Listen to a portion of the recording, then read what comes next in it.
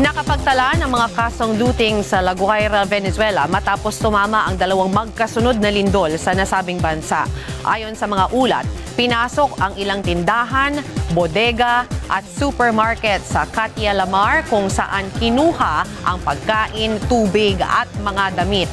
Ayon naman sa ilang volunteer, pinabayaan umano ng mga pulis ang mga biktima na kumuha ng mga pangunahing pangangailangan at aaksyon lamang kapag hindi mahalagang gamit o mga piyesa ng sasakyan ang kinukuha.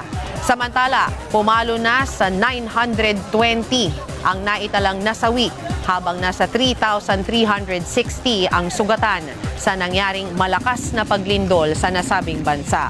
Kaugnay nito, inanunsyo ng pamahalaan ang pag-deploy ng mga sundalo sa La Guaira upang tumulong sa mga rescue operation at panatilihin ang kaayusan sa lugar.